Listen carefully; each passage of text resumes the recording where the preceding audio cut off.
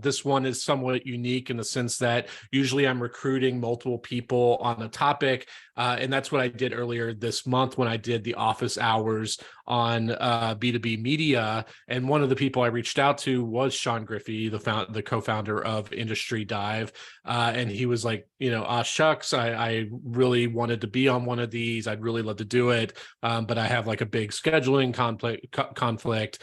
But keep me in mind in the future. And so I had a counter proposal for him, saying to the effect of, well, you're such an expert on this space, I bet you we could build an office hours around you where you could come on and be kind of like the featured guest, and we can ask you questions and all of that. And he graciously agreed, even though he's traveling right now in New York. So Sean, thank you so much for taking the time to talk to us today. So like I said, I don't want to dominate this discussion. I'm going to start asking questions, but feel free as we're talking to ask questions in the chat, or say in the chat, I want to ask a question, or even to just unmute yourself and ask a question as we're going. So we're going to kick off here. And Sean, can we start with maybe you just giving us kind of like a short, for the few people in the room who don't know much about you, kind of like a 60-second overview of Industry Dive and its history? Yeah. So Industry Dive's 11 years old now, which is hard to believe because in some ways it feels like we just started. But started the business 2012 with two co-founders, Ryan Williamson, Eli Dickinson, and we launched the business at a time in media. I say it was a time when the BuzzFeeds were getting all the money, Upworthy was getting attention, if you remember that. People were writing for social platforms. At the same time, there was the start of this belief that monetization was going to be hard in media and that ad-supported businesses couldn't succeed. And what we decided, one of the things we built around was that marketing-supported business ad models still work, and they work incredibly well in niche markets where very targeted people have high buying power. And that the value of reaching them is really high if you have a differentiated audience and a targeted audience. And that was sort of the thesis, now 11 years ago with Industry Dive. We decided that if you wanted to be in niche markets and you wanted a large business, you had to be in a bunch of them. And so one of the things we did differently was on day one, there was 3 of us and we were bootstrapping this. We launched into 5 markets. So 3 employees, 5 publications. They were crap, as you can imagine, like totally not good. Freelance contributions. We were bootstrapped. We couldn't afford good journalists, but we started there and we built. And we just kind of made things a little bit better each day. 2019, we had grown to, some 30 million in revenue. 29 million in revenue. Brought on a private equity partner to really accelerate the growth. So that was the first time we had sort of real capital behind us.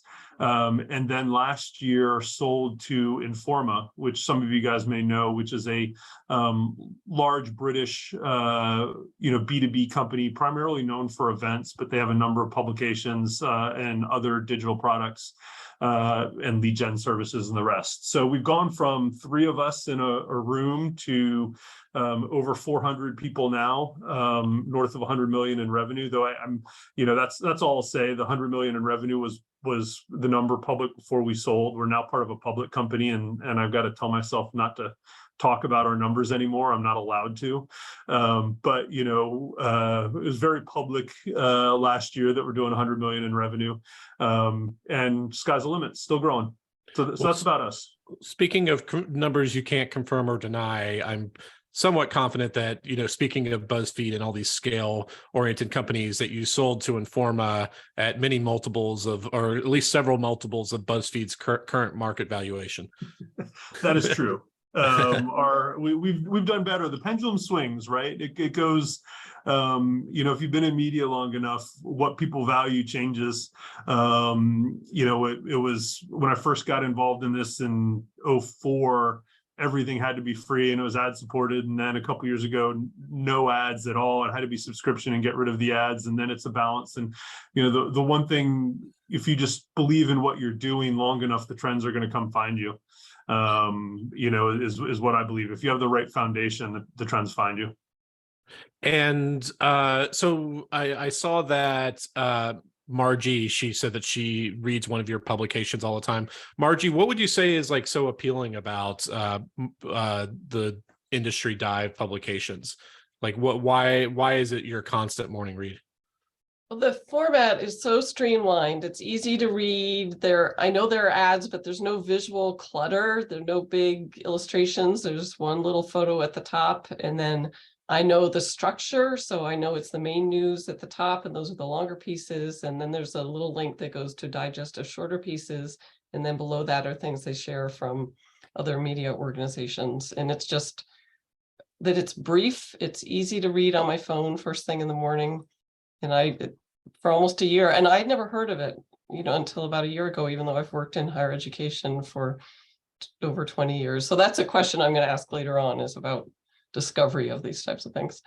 Well, yeah. Well, thanks for reading. But the funny thing, the format's something very deliberate. When we first launched, we called it, we were trying to say your job on your phone.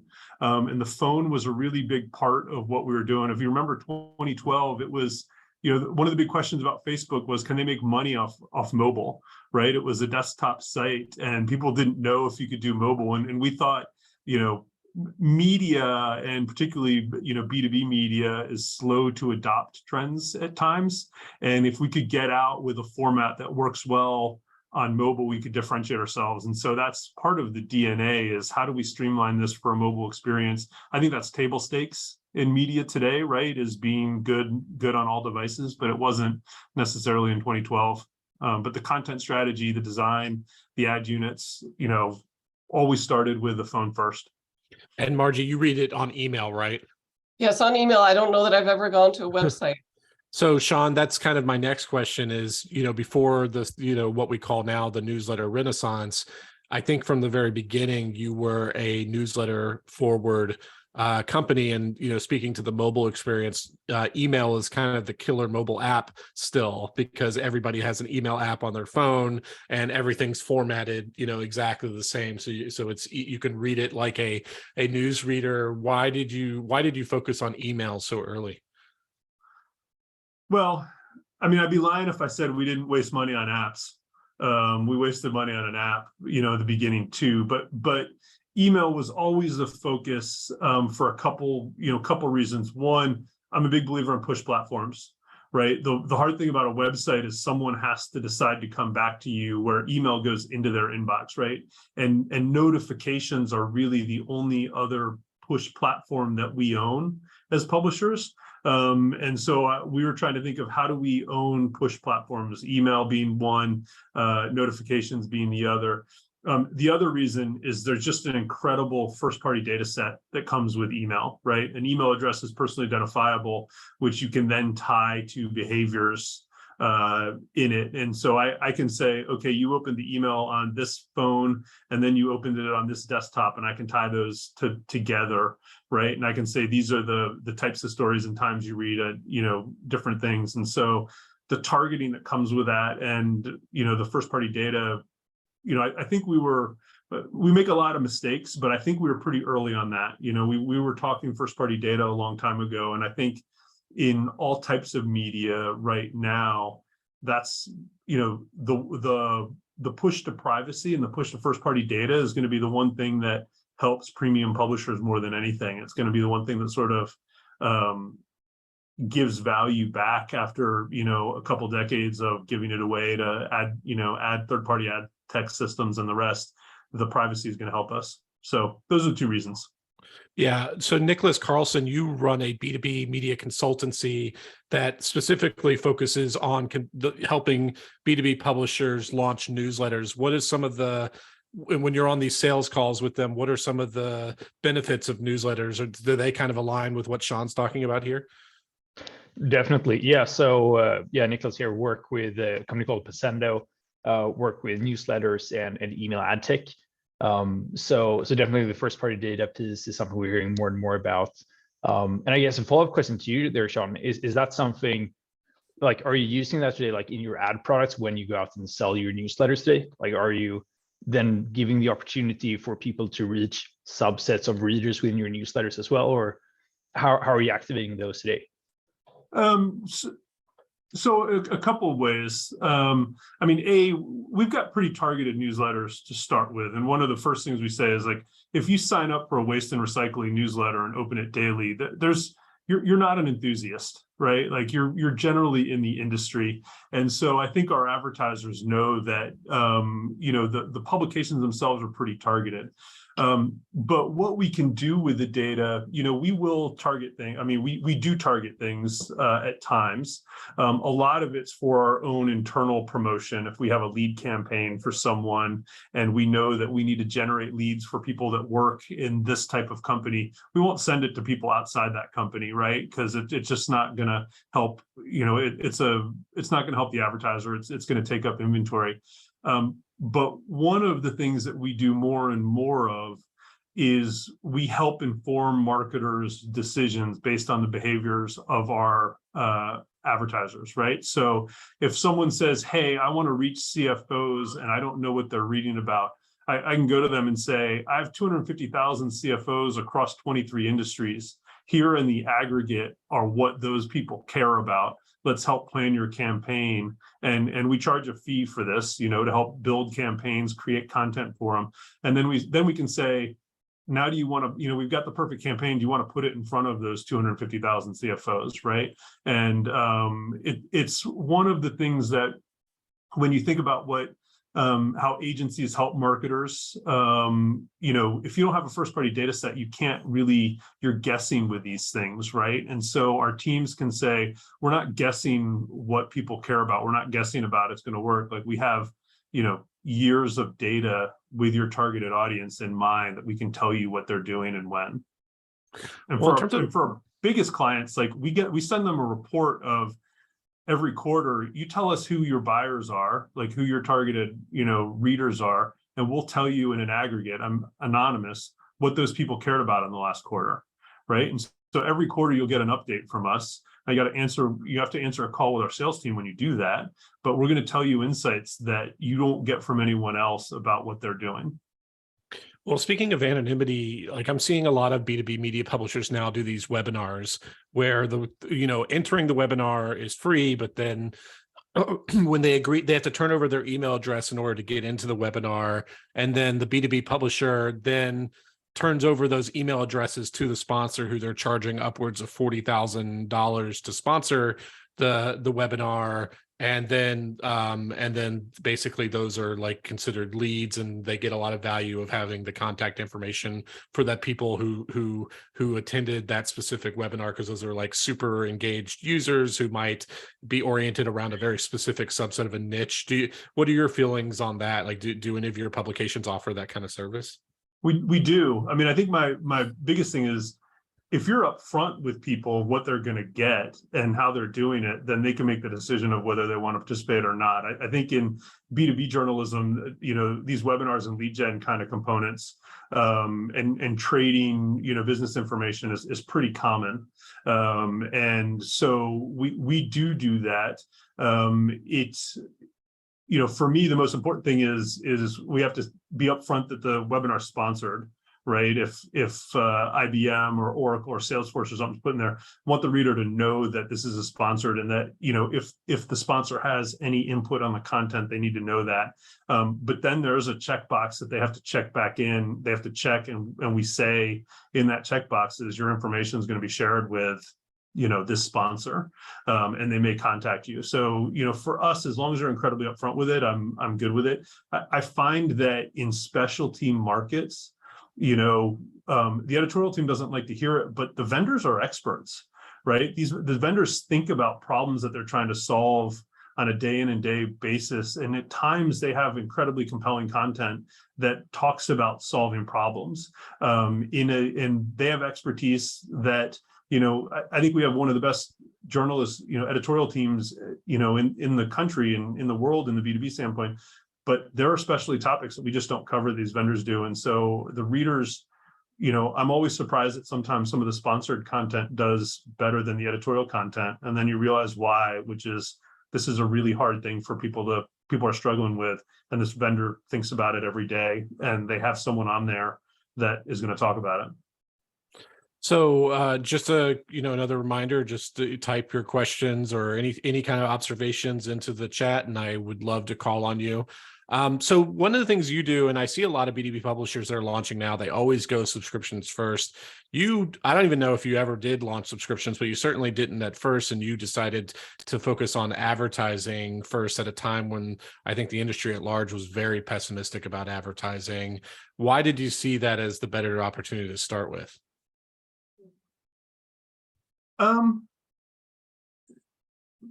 It's what I know, right? Like, I mean, some people are like, why didn't you get into events? I'm like, because I'm not an event person, and there's like really smart event people that know how to do this better than me, and we do. So we've still not launched subscriptions. We've still not launched live events. We've still not done a bunch of these products that are natural extensions for what we're doing. I just, we knew the real value of our audience, and we knew how connecting them could, help marketers and help the audience. And that's just what we're good at. So we kind of stuck with what we know. I think one of the things I didn't want to do was distract the business with things that, there are parts of our business that would be better as subscriptions. Some of our publications would be better as subscriptions, but to build out the team and the expertise and functionality would distract other parts, the whole business. And so we just wanted to keep everything simple. I'm a big believer in keep it simple. We had a model that we thought would work. Just keep doing that as opposed to add complexity, even if that means giving up some opportunity. Yeah. And like the thing that I'm coming around to, and I wish I had stayed away from subscriptions for longer and had done advertising first, is if you're bootstrapped, you have limited resources and nobody knows who you are. So your number one goal should just to build your audience. But if you're launching subscriptions, then suddenly you're having to produce content that goes behind a paywall. And then you're basically just tying your hand behind your back, especially if you're bootstrapped and you're limiting your growth. Whereas if you start with advertising, you can keep everything for free and then introduce subscriptions later on when you have enough revenue to hire additional resources and reporters and stuff like that who can create that extra content. Yeah, I think that's a really great point. I mean, we've been in higher ed for years and years. Margie just heard about us a year ago, right? Yeah. And I think if we've done something poorly, the brand building is something that I wished I had spent more time on it, right? You look at an Axios out there, and I have a lot of respect for what they did, but they came out really heavy with a PR strategy and a brand awareness strategy, and got audiences, and brand credibility faster because of it. And I think that's part of what you need to get a subscription piece, right? Is you need that discovery, you need the wide funnel, because the conversion that you're going to get on a subscription is actually pretty tiny, right? Yeah. And so I think that's probably smarter than what I said. Yeah, Axios was really smart about it, because they originally, if you remember the original coverage, is they were going to immediately launch like a $10,000 a year subscription, but instead they decided to go the opposite route and focus on building an audience. So then when they finally did introduce the subscriptions, they had probably a much larger funnel to work with. Chris, who I had the recent pleasure of meeting in person on my trip to New York, he had a question about the native ad products that you sell. Yeah, thanks, Simon. So two questions have come up, Sean, in listening to you. And by the way, what an outstanding series of products that you have. I've been familiar with your publications for several years now. And yeah, your education work has been phenomenal, but also in a lot of the other verticals. I have a bunch of B2B clients, and I have found your content really, really, really useful. Particularly when I need to get smart on an industry before hopping onto a call with a potential client. So two questions. One is, you just mentioned a moment ago the sponsored content and the value that it has to your readers. Do you help those clients / advertisers with the sponsor content, or do they just come to you and you just sell them placement, distribution, eyeballs, et cetera? That's number one. Number two, I've seen, I haven't listened to it, but I've seen that your Retail Dive product has a podcast associated with it. I don't know if your other verticals do or not. How have you thought about your podcast strategy? So one, do you help clients with their sponsor content? Two, how have you thought about your podcast strategy? So in the first one, yeah, we do a lot of work with helping with content. And I think that's one of the trends that we tried to jump on early on, right? And when I say early on, we actually made an acquisition and investment in 2019 or 2020 to accelerate it. So you hear a lot today of every company is a media company, right? And every company wants to build authentic relationships with their audience or with their clients, their prospective customers, and the rest. And I think that's true. Every company needs to be a media company. But I think what the people on this call know is media is really hard, right? Like it's not an easy business. And there's no way a general marketer at a mid-sized business is going to be good at running a media company, just like I'm not going to be good at, their job, right? And so what we said was every company needs to be a media company, but they need help. And so we can help them, with content that engages with the top of funnel engagement with their clients and the rest. So we do a lot of that. I mean, I think on some form that's 40% of our revenue. Is helping create content. A lot of that content's distributed through us. Some of it's not, so for one big company, we run their own internal publication. They have a cybersecurity publication that's independent. We create all the content, we manage it, we do all of it for them. It's not labeled Industry Dive anywhere, but it's our content studio does it. So anywhere from if you need a white paper, we'll write it for you, to if you want us to run a publication or your own newsletter, we'll do that for you as well. In terms of the podcast, I have to be honest, I'm not sure we've been very strategic with them. In some senses, we've given the editorial team free rein to start podcasts if they think they want one. And in some cases, clients have come to us with dollars around podcasts, and if it aligns, we tackle it. But I don't know. I think you could criticize us for not being very smart about when we choose to do them and when we don't. It's a bit more opportunistic. Is it because you have not identified a monetization strategy, or just kind of you've been real busy in other, media formats and just haven't gotten there? I think it's a little bit of both. I don't, I'm not sure our buyers buy podcasts. And so I think there's would be work on the sales team to find the dollars that we haven't necessarily invested. And I'm not sure that's the lowest hanging fruit for us from a product standpoint, right? I think there's other things that we can do editorially that provide as much or more value to our readers that we can monetize easier.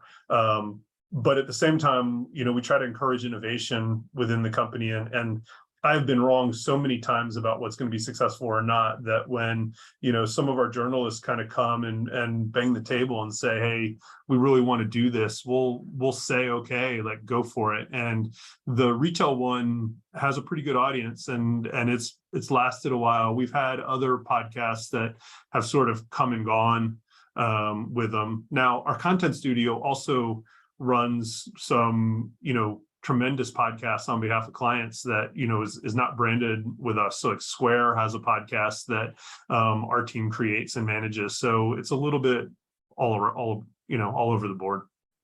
I wonder if podcasts are better for B2B media companies that are leaning really hard into subscriptions based on, what I've seen in terms of them building daily habits or with your audience and getting in their ears and making them used to your publication and have an affinity for your publication. And so you get even if you're not able to sell ads, at least it's helping drive brand awareness and brand affinity for your publication to make people, from what I've read on the data, is that a podcast listener is more likely to become a paid subscriber, versus what you're talking about is like, if you can't monetize through ads, it's probably not helping your business very much. Yeah, I mean, the funny thing is I look there and I listen to all the podcasts, media podcasts I listen to, and the rest, right? And there's value in there. And I think if you're building something, there's value in the guests that you get onto the podcast and what you can do. I mean, I think there's all kinds of strategies with it. We probably missed the boat on some of this, to be candid. Mm-hmm. And then is Shane still on the call? Did he drop off? Oh, there he is. Shane, you had a question that's very similar to something I was going to ask around launching like the new vertical. Yeah, and I guess specifically the question here would be about like non-tangential verticals, where you're not moving into something that's adjacent, and then you can kind of pull a niche audience from it to then build from. When you're moving into a fresh vertical, what's your process for building awareness amongst that target audience broadly, and then also secondarily, converting those people, securing those people as email subscribers and so on? Because when I chat to other folks in the B2B space, that's where things often get quite vague and alchemy-esque. So I'm always interested in how people go about that. I'd love to hear more. And also, this has just been fascinating. So thank you. Thank you, Simon, for putting this on, and Sean for taking part. Yeah, no, I mean, I love talking about all this stuff. So I don't know how, but I became a media geek, years ago. So anytime I get a chance to just talk about this stuff with people who understand it and don't roll their eyes like my kids, I jump at the chance. So thank you, Simon, for that. I think the smartest thing you said in your question was the difference between adjacent verticals versus brand new ones, right? And that's something that we really spend a lot of time thinking about, is how adjacent is a publication launch to our current set, and then what can we do to build off those adjacencies? Because it's definitely much easier if you have some sort of ramp that you can hit with some speed. But we do launch into new verticals all the time. At the end of this quarter, we're going to launch into the hotel industry, which we have no expertise or adjacent markets with it. I think the most obvious thing of what we do is really define who is the reader that we want. And it's not anyone who works in that industry or hotel, but who exactly, what, like at a job title level, who are we trying to reach, so that we can then be very smart about what trends do they care about within the industry, and what things do we want to absolutely own, right? So we have a retail publication that is really widely read. It's one of our more successful publications out there, but we don't cover everything in retail because it's just too broad of a market for a niche publication. And so we're very careful about what trends we want to cover. And then we want to own those trends, so that when we produce content and we find the right people, great content's the number one thing you can do. So that's one, is be very, very upfront about the reader, be very upfront about what they care about from a content standpoint, and then really go deep and own those pieces. More than that, we definitely do paid approaches, and we are, all kinds of different channels. And I think there's some people out there that are purists in media that are just like, I don't pay for my subscribers. They find me and it's all pass along and the rest. And I'm like, that takes way too freaking long, to monetize. So we do paid channels. The mix of that changes all the time, because the platforms we use change all the time. Early in our days, LinkedIn groups were a tremendous way to find subscribers, and they allowed you to message groups. So I think I'm still one of the largest owners of LinkedIn groups in the world. I mean, we have groups with, multiple groups with 600,000-700,000 people in them. There's not really much value in the groups anymore. They're kind of spam and you can't do much with them. And LinkedIn's kind of missed the boat on what they can do in their communities, but we invested a lot in there. At one point we were on Twitter a whole bunch. At one point, Facebook was really cost effective because they charge the same for B2B targeting as they charge for consumer targeting, but all of those trends have changed. And so, there's, what I tell people is there's no one magic bullet. You've got to be in 10 and 20, sort of channels, and you've got to maximize them all. And then when you hit a vein in one, you've got to just double down on it in there. And so we have a full team that does this, that thinks about on-site conversion, that thinks about, the landing pages and the rest. They think about the paid channels and where we're going. And when they find something that's working, like we invest heavily in it until it doesn't. Well, do you have like a minimal viable product when launching in a new vertical? Like, is it like one weekly newsletter with one full-time reporter or a part-time reporter? Like, what's the starter kit? That's changed over time. It used to be, one journalist would manage like 2 or 3 publications when we had no money, right? And it was freelancers created almost all the content, and it was like an editor that would put it together. And then it was one dedicated person and freelancers. And now minimum viable we launch is with 2 people. And it's a reporter and an editor, and one tends to be senior and one tends to be junior. And it kind of doesn't, not that it doesn't matter, but we see which one we get, first. If we get a great senior reporter, we'll take that. If we get a great senior editor, we'll take that.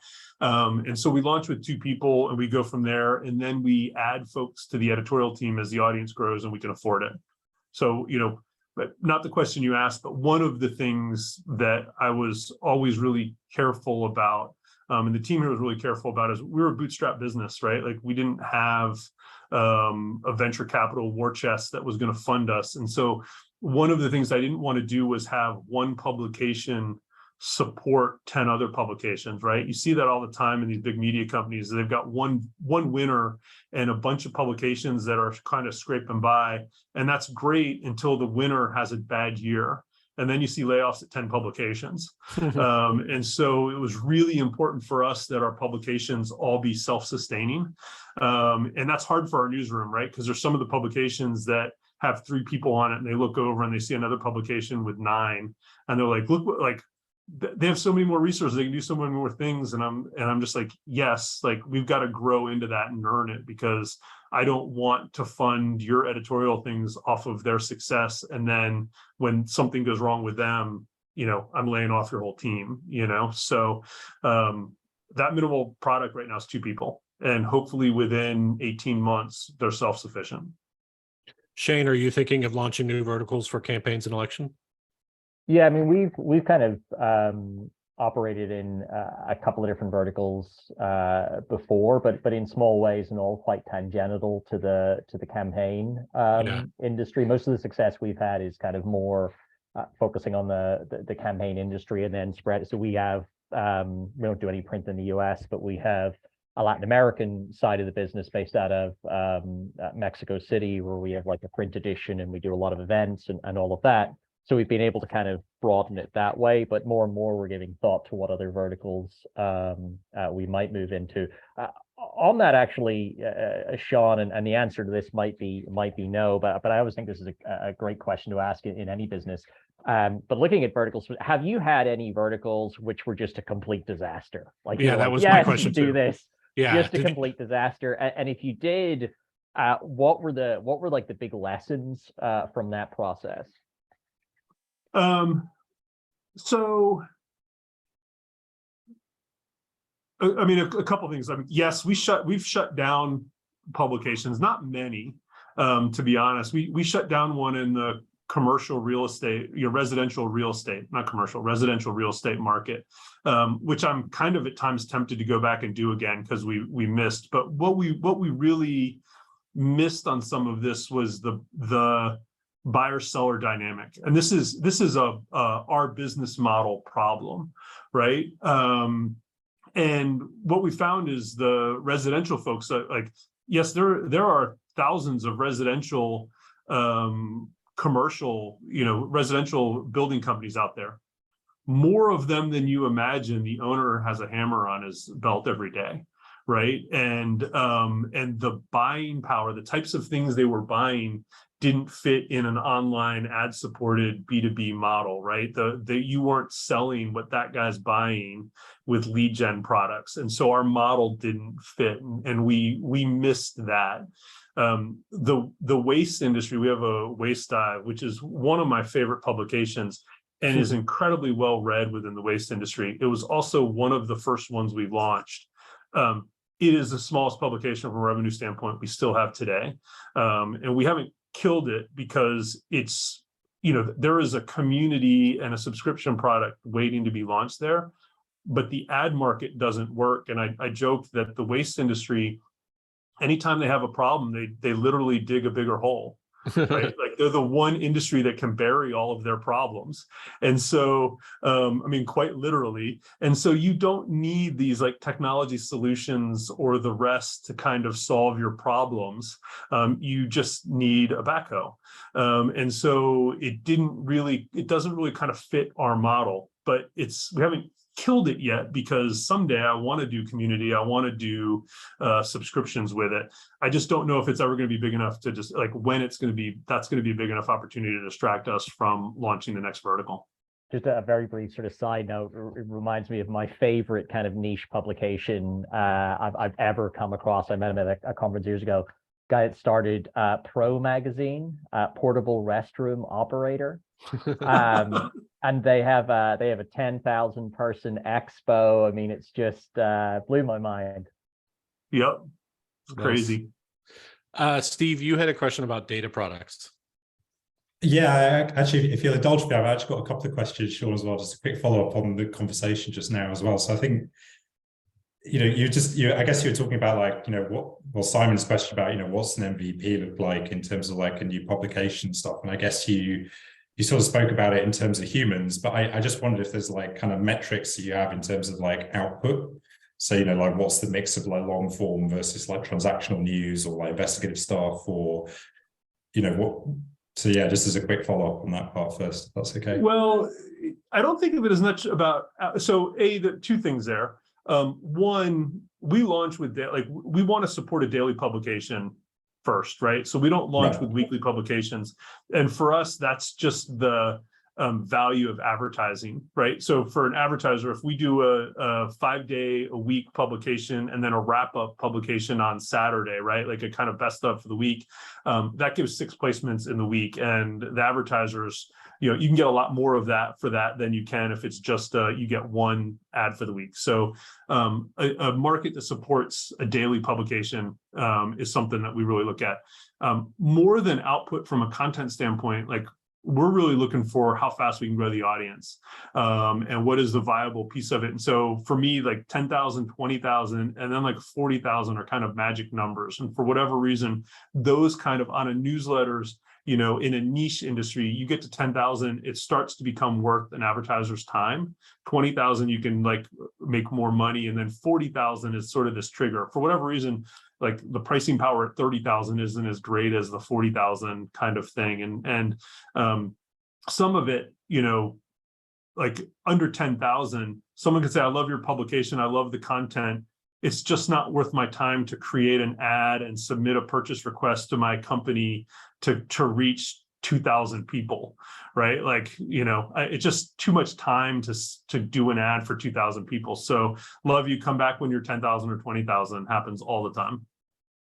So speaking of data products, Steve, did you have a follow-up? Yeah, no, so I guess maybe sorry, Simon, maybe I'll parlay into the data products bit. So I guess I think, I guess I've heard, some of the other podcasts and stuff. Simon, I've been a long time listening to your stuff. I finally signed up, by the way, for your Substack as my Christmas present to myself. So overdue.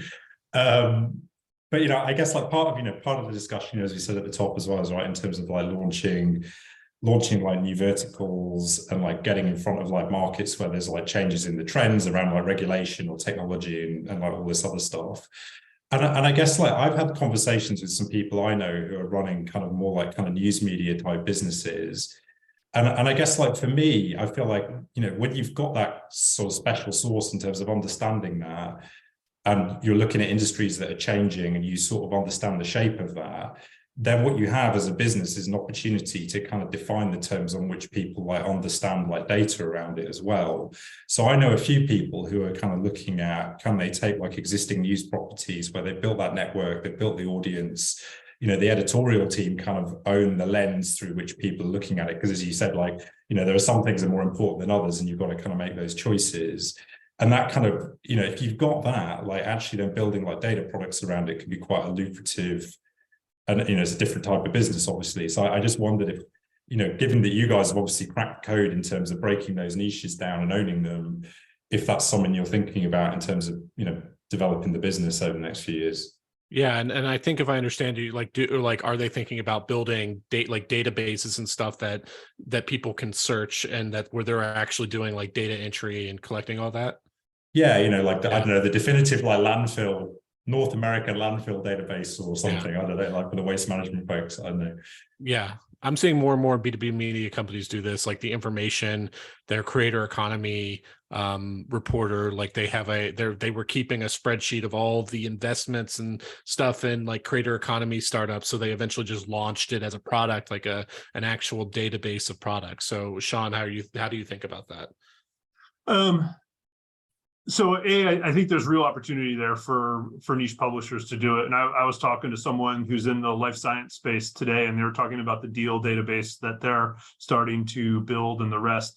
I think you have to actually look at the limitations of my business in some of this, and that we're in 23 markets, right? And I built and launching into a bunch more. And so we built a business that has expertise at building products, you know, a scale across industries. And a lot of times when you look at those data sets, what you need is expertise within the industry.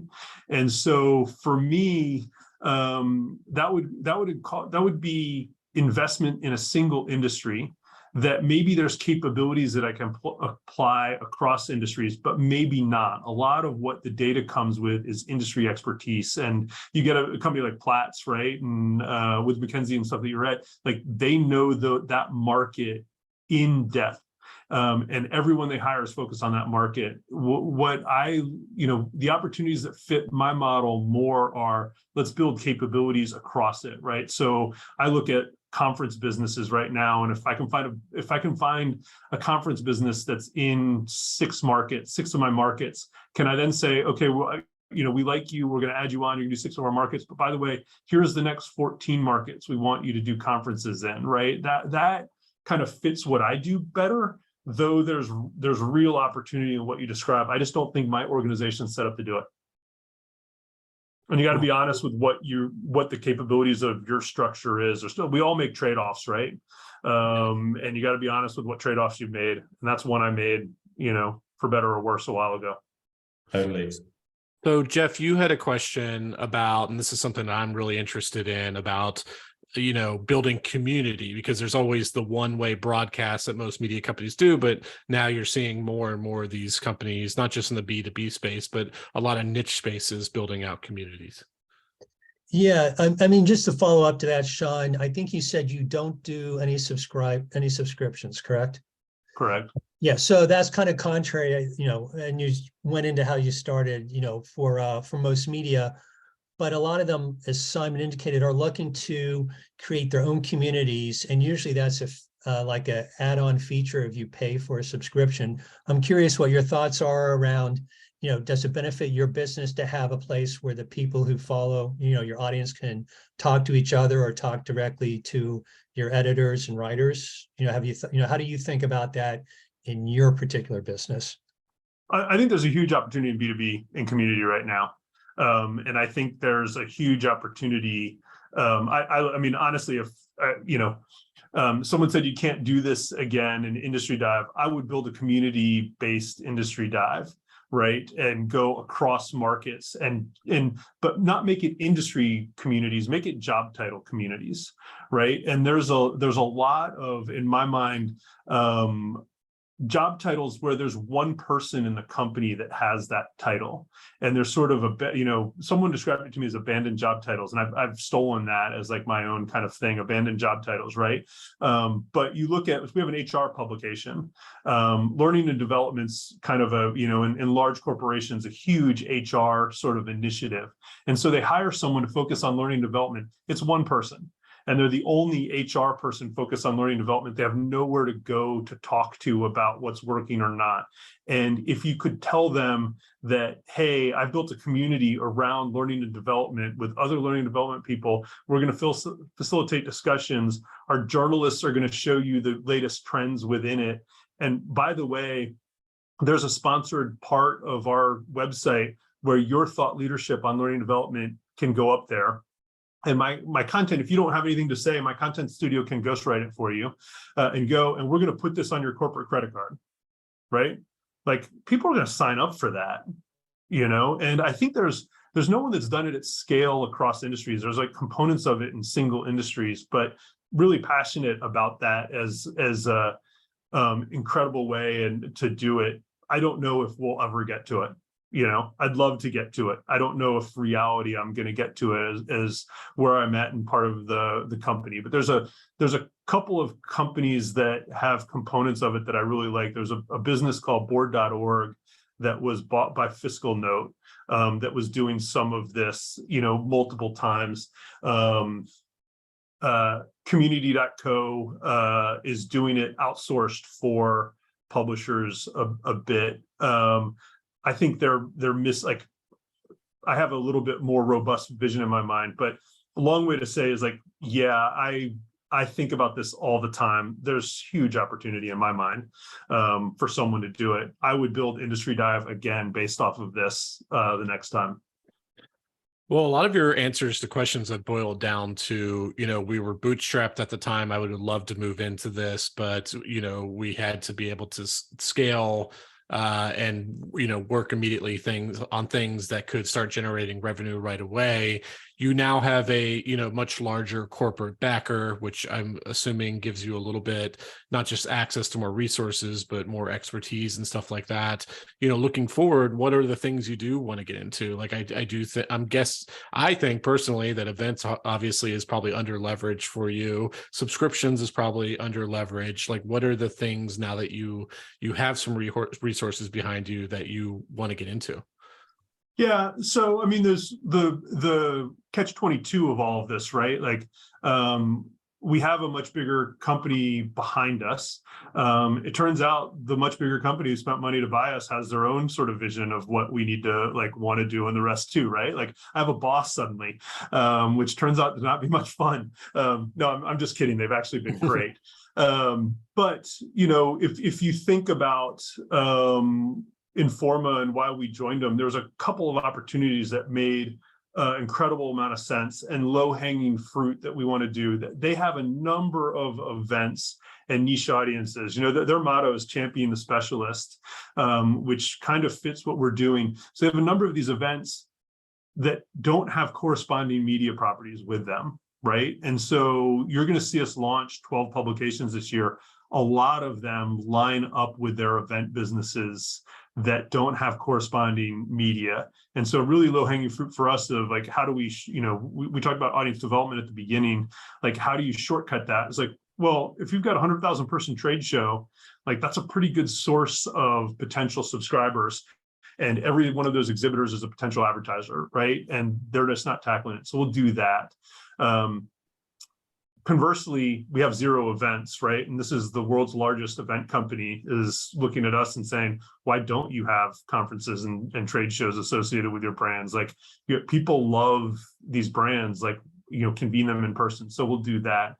And then the third thing that I think is really interesting, if you start to think of the data sets that we have online about targeted people, and then the data sets they have offline of people, and you start to bring them together, you get really interesting intent signals on what these people are doing from a buyer standpoint, right? So if I can tell you that, hey, in the healthcare space, you're reading about health IT, employee health, health record systems, and then they can say, well, also you attended 3 sessions at a live event and visited 5 exhibitors who sell health record systems. You have a pretty good signal that maybe you're in the market for health record systems, right? And so there's something really powerful about tying online and offline data together. And I think Informa is committed to that, which I think is really smart, to be honest. Awesome. Well, we have just a few more minutes. Were there any kind of rapid fire questions that anybody had? I don't want to keep, I know Sean probably has other meetings and stuff scheduled for the rest of the day, so I don't want to take up too much of his time. Anybody going once, going twice? Okay. Well, Sean, thank you so much for joining us. This has been one of my best office hours so far. Just incredible insights, really great questions, not just from you, but from our other people who are attending. So thank you so much. Well, thanks guys for having me. And I'm at Sean@industrydive.com. If you have any questions, you can just email me and the rest, or just want to say hello. But really, thanks, Simon, for letting me join. Okay. Well, I'm going to go ahead and stop the recording.